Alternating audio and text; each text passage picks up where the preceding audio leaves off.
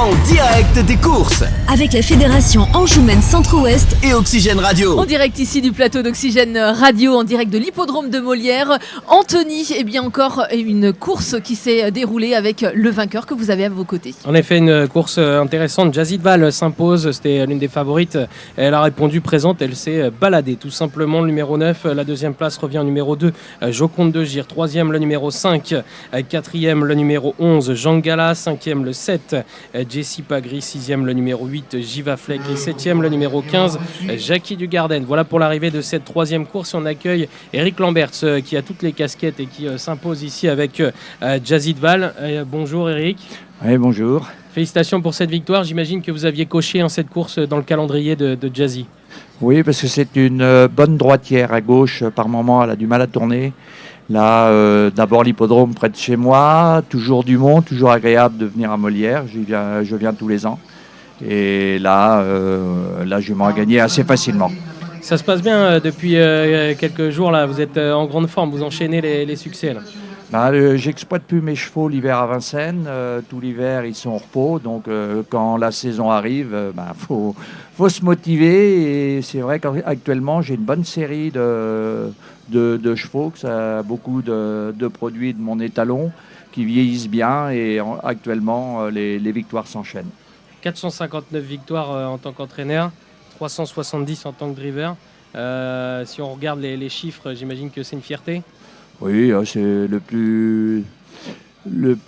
plus agréable pour moi, ça a été d'avoir la chance d'exploiter Gamine Indienne et Viking de Val, c'est quand même des chevaux qui sont très durs à avoir dans une écurie. J'ai eu la chance d'avoir 2 très très grands chevaux, de participer à 2 prix d'Amérique. C'est des super souvenirs et c'est ce qui, je pense, marque plus ma carrière que les chiffres. Que les chiffres, oui. Viking de Val, en plus, désormais, il vous fait plaisir également en tant que père, notamment avec Jazidval ici. Oui, en ce moment, Jazzy, Gazelle, Horus qui a gagné hier facilement à Pornichet. Non, il y a de nombreux gagnants. Là, il est un petit peu boudé par les éleveurs parce qu'il fait des produits qui ne sont pas très précoces. Mais quand on regarde après, ce sont des chevaux qui sont très durs et qui vieillissent très bien. Et c'est toujours intéressant d'exploiter ce genre de chevaux. D'ailleurs, c'est un peu votre marque de fabrique d'avoir des chevaux très durs. Quand on voit Eric Lamberts, généralement, on se dit va pas falloir qu'on l'embête de trop dans le parcours. Non, ça dépend. Comme je les laisse vieillir, je débute assez tard. J'essaye de toujours leur donner le moral. Et là, aujourd'hui, ils me rendent bien. Et Jazzy a gagné très facilement aujourd'hui. Comment est-ce que vous voyez l'évolution du métier ? On en parle régulièrement. C'est vrai que ça a pas mal changé. Vous êtes toujours présent, toujours avec des stats régulières. Est-ce que c'est difficile justement de traverser les périodes ? C'est plutôt l'ambiance. Moi, j'ai presque plus de plaisir de venir gagner à Molière que de gagner à Vincennes. C'est sûr que financièrement, c'est plus agréable à Vincennes, mais il n'y a plus de public. Que là, on peut partager avec les gens. On rencontre beaucoup de monde sur ces hippodromes en herbe. Et c'est plus agréable. Vincennes, ça devient trop professionnel. On arrive, on court, on gagne. Même si on gagne ou on perd, on rembarque tout, on s'en va. Et ce qu'il faudrait, c'est redonner sur les grands hippodromes.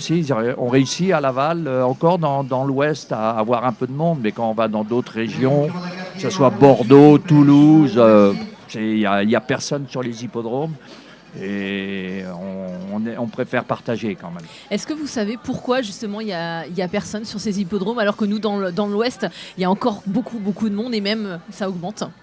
C'est un peu comme les Anglais. Dans l'Ouest, on a encore une culture, il y a encore de nombreux élevages.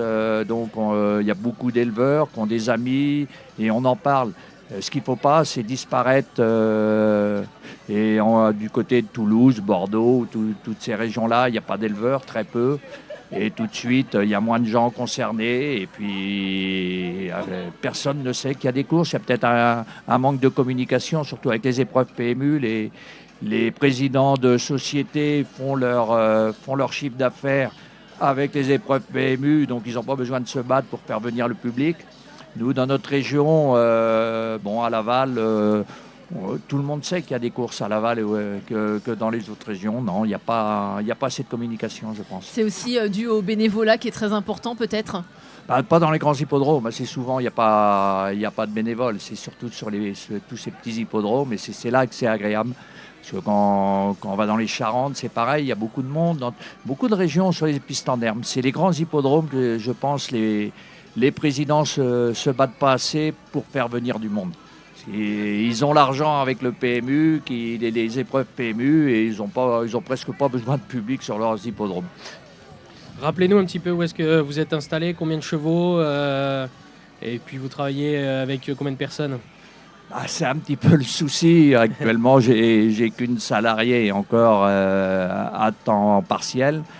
C'est le gros problème de notre métier. Il n'y a plus du tout de salariés. Moi, il me reste une dizaine de chevaux à courir. Mais avec les poulinières et les jeunes, j'en ai encore 35, 40.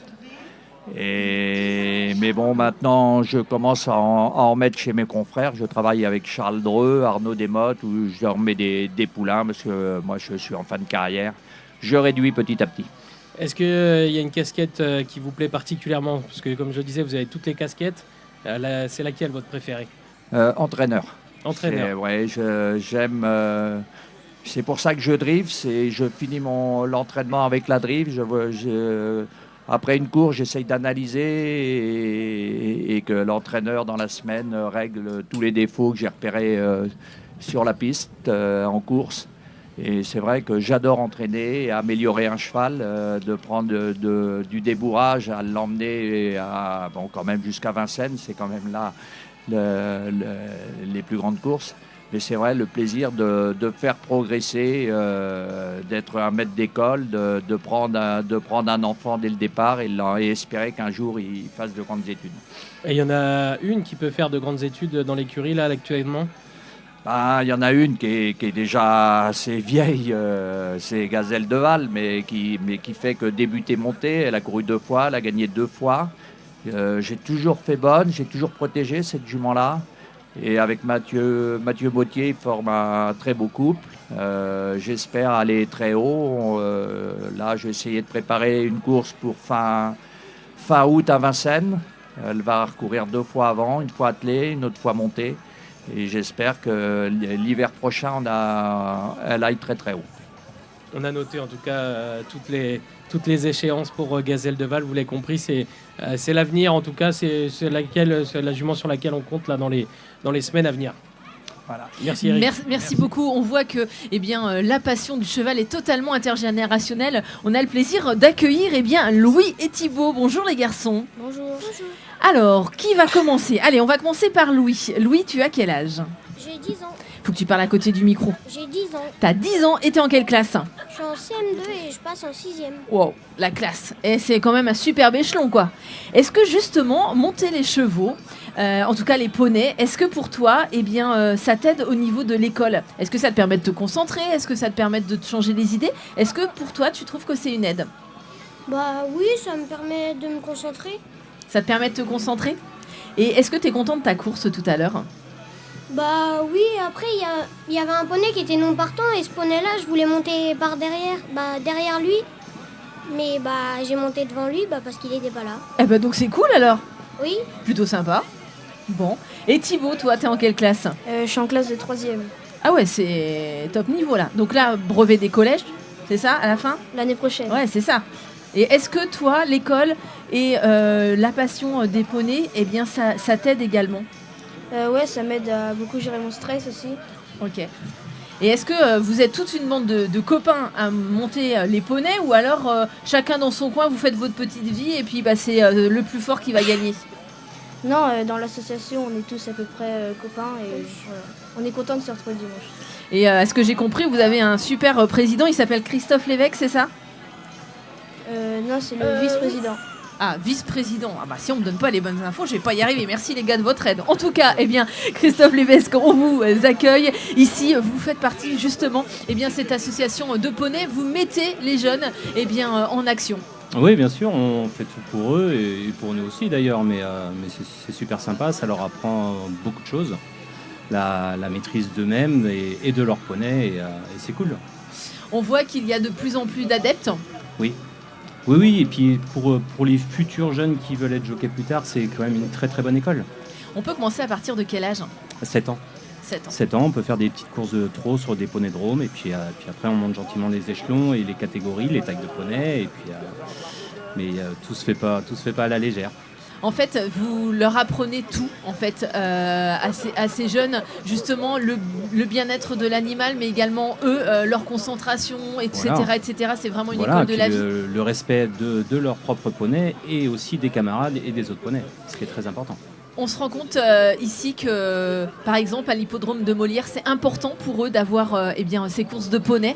C'est vraiment l'avenir qui arrive. Il y a beaucoup d'hippodromes qui vous accueillent et qui ont envie que vous veniez. Oui, énormément. On est sollicité par certains hippodromes, et des hippodromes comme Molière, pour nous, c'est super sympa parce que c'est des hippodromes pour nous mythiques dans la région, et être accueilli ici, c'est toujours très très agréable. En plus, c'est vraiment une très bonne école. Quasiment tous les meilleurs jockeys, aussi bien au galop qu'au trot, sont passés par l'école des poneys. Bien sûr, on peut remonter loin à Olivier Pellier, ce qui n'est pas rien, qui est connu par tout le monde, et il y en a d'autres. Il y a Clément Lefebvre, il y a Léopold Bréchet, il y en a d'autres, des jeunes comme Warren Lévesque qui vont perturber, et d'autres, quoi. Et vous, qu'est-ce qui vous anime de donner votre temps, également, votre énergie à ces associations ? Nous, tout simplement, c'est la joie des enfants. C'est tout simple. Nous, c'est notre objectif de base, c'est que quand la course se court, il y a des larmes en disant c'est incroyable, c'est génial, et puis d'autres qui pleurent parce qu'ils ont pas fait comme ils auraient voulu, et voilà. Donc nous, notre but principal, c'est que les enfants s'amusent. C'est la priorité. Est-ce que vous remarquez que souvent ce sont des enfants où ils ont déjà baigné dans le monde du cheval, ou alors il y a vraiment des enfants qui décident de venir comme ça ? Oui, bien sûr. Et c'est ouvert à tout le monde. Faut surtout pas hésiter. Il faut pas être milliardaire pour faire des courses de poney. Il faut pas spécialement avoir envie d'être jockey. On a certains cavaliers qui vont partir paysagistes, d'autres menuisiers, et d'autres qui seront gentleman rider pour leur plaisir, et d'autres qui seront professionnels. Vous l'avez compris, vous voulez essayer le poney, c'est le moment d'en profiter et venez ici nous rejoindre du côté de l'hippodrome de Molière pour découvrir ces professionnels. L'avenir du cheval est ici, l'avenir également de la prochaine course. C'est le prix de l'entreprise du Tertre et le prix Édouard Goupil à venir. Anthony, des pronostics ? Une course assez sympa à regarder, puisque c'est une belle épreuve, cette quatrième course, un steeple cross-country, donc la quatrième course, vous l'avez dit. Dans cette course, on retrouve parmi les bonnes chances le numéro 2, c'est King d'Anjou qui a une très bonne chance ici avec Olivier Join. C'est une Kazakh qu'on connaît très bien, qui brille régulièrement dans le coin notamment, mais également à Paris, à Auteuil. Donc attention à ce numéro 2, attention également au numéro 9 qui fait partie des bonnes chances, qui est Stade du Mestivel, c'est l'entraînement de Patrice Quinton. C'est une bonne chance, elle a une belle carte à jouer, elle profite également d'une décharge. Et puis on retrouve le numéro 1 qui a du coup un peu de poids à porter. C'est l'autre représentant de Patrice Quinton, c'est une chance régulière, tout comme d'ailleurs le numéro 8 qui reste sur une performance intéressante, c'était en haie, c'est Stéphane Paillard qui lui est associé. Merci Anthony pour votre professionnalisme. On se retrouve dans quelques instants sur le plateau d'Oxygène Radio et également sur l'hippodrome de Molière.